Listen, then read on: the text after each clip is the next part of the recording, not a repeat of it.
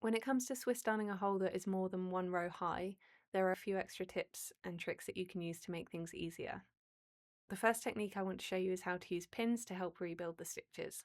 So for this, you'll need some sort of sponge or foam. I actually have some kitchen sponges that I use as well. Something fairly dense is good here, but whatever you've got to hand. It's just something that you can use to place behind your work like this, and that you can insert the pins into as you're rebuilding the stitches. I've already gone ahead here and brought all of the broken threads to the back of the work so that they're out of the way. When I flip this back over, all you can see are the loops that I need to join back together. There aren't any broken threads. And this is 2 rows high of Swiss darning that we'll be doing. What we're going to do is use some pins just to keep these loops in place for now. So all of these loops now have pins to keep everything together, and now we just need to add some reinforcement stitches all around the area of damage. Even though this first row of existing loops are intact, we're still going to be tracing them as we want to make the whole area stronger. If you're doing discrete repairs, you want the new darn to blend into the existing fabric as much as possible.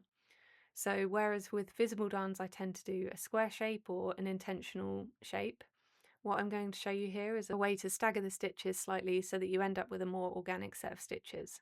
What I find is that this helps the darn blend in better to the rest of the fabric and has made a huge difference, especially when I'm working on discrete darns. I'm starting in exactly the same way as if I were doing duplicate stitch or a single row of Swiss darning, and I'm going to fill in that first row of stitches until I'm ready to do the next row.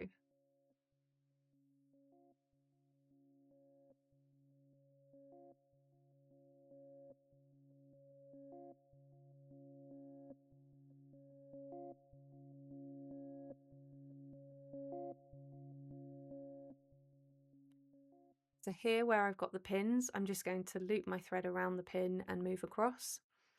I've got no row above that to stitch into, so I'm just looping my yarn around the pin, and that's holding that stitch into place whilst we work.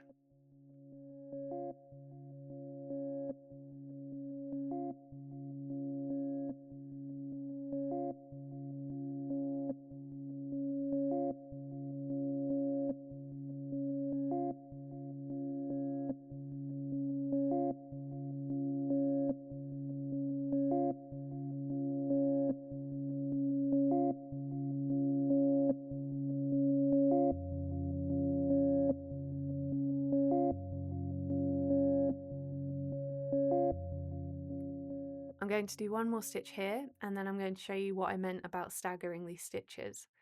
So instead of going down and up here to move up to the next row, I'm actually going to go down and off to the side at an angle. So on this second row, I've actually come up one stitch to the side, giving that staggered finish.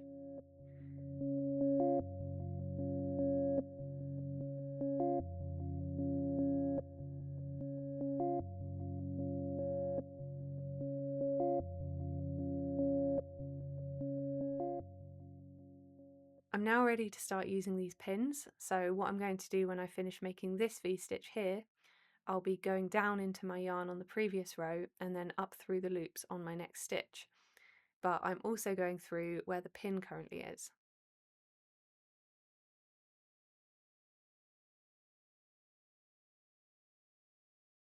So as I pull that through, I've secured that stitch and I can now move this pin. I can remove it and move it up so that I can then make a new stitch. I'm going to loop my yarn around it like that, and then that has made my new stitch.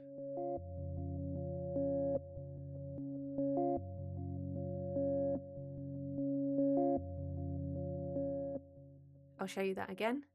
I'm going down through the loops, coming up into position where this pin is now secured by the thread that I've just pulled through. So I can then move that pin up, ready to make my next loop, and stitch like that. And then I can go down and up again to make the next stitch. Try not to pull too tightly here, but you can adjust this before the next step if needed. So again, I'm moving that pin up one row, and then I'm wrapping my thread around the pin to hold the new stitch into place as I loop round through to the next stitch.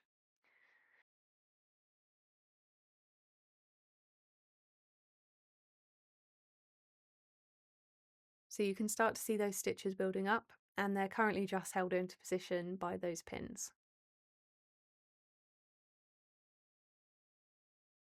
So final one on that row, moving the pin up, wrapping my yarn around, and then I'm going to do what I said here, where I'm going to stagger the stitches again, and I'm going to go down and then up again at an angle so that I don't end up with a perfect rectangle of stitches.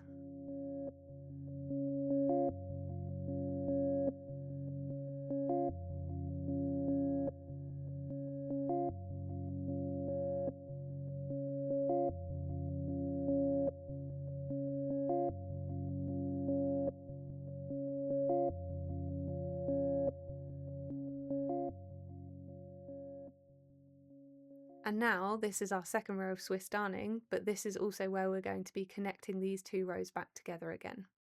So I'm actually going to remove these top pins here because those loops aren't as fragile and I'm not worried about them disappearing, and hopefully you can see a bit better what's going to happen. Currently we have a whole row of stitches that we've made that are just held in place by the pins right now, so we need to join them back to this next row.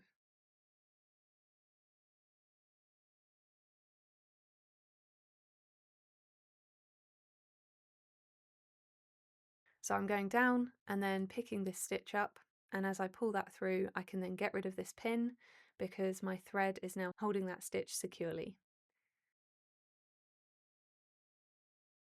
I can then pick up these two loops at the top here,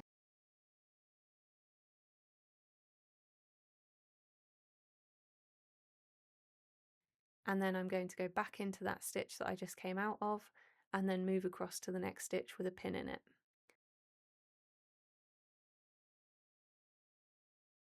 I can then remove that pin because my needle and thread are holding it securely and pull through.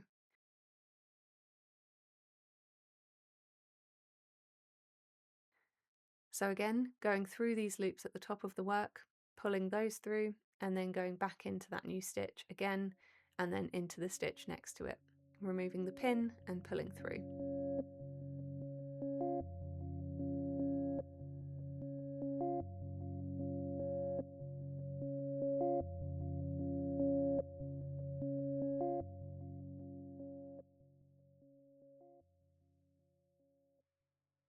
And again, as always, don't worry too much about the tension here because we can correct that at the end with our tail threads and with a needle.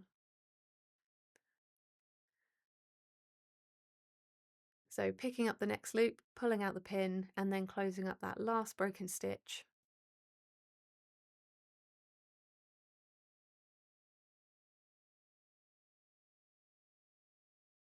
Back into our new stitch and then across, and then one more stitch to secure it here because I've run out of thread.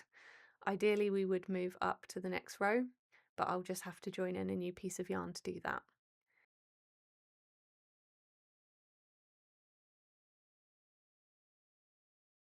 So there you can see these stitches need tweaking slightly. Some of them are pulled a bit too tight, but you can do that now at this point and there's no hole for you to worry about.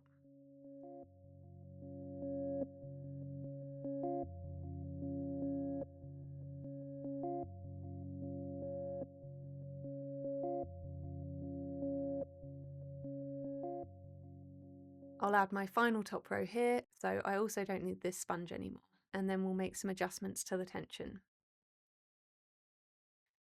Again, I'm going across here so that my stitches don't end up in the same place to the previous row, just so that the darn is a less obvious shape.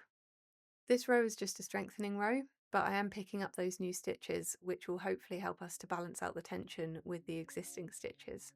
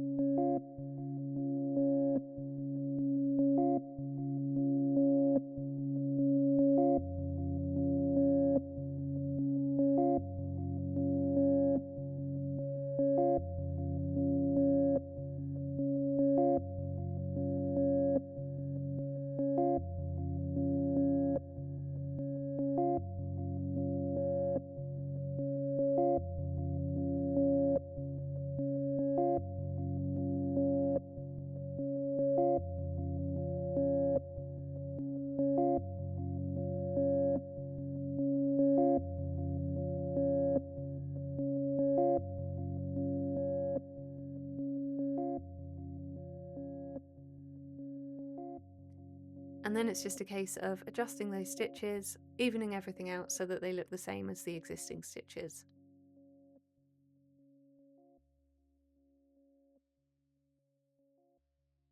And then you can see on the back there, our new 2 rows look exactly the same as the rest of the fabric on the reverse.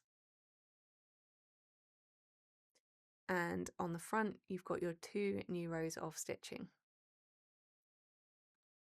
You can refer back to the 2 other videos on weaving in the tail threads and tidying up any broken threads, and this is what the reverse of your darn will look like once you've done all of those steps.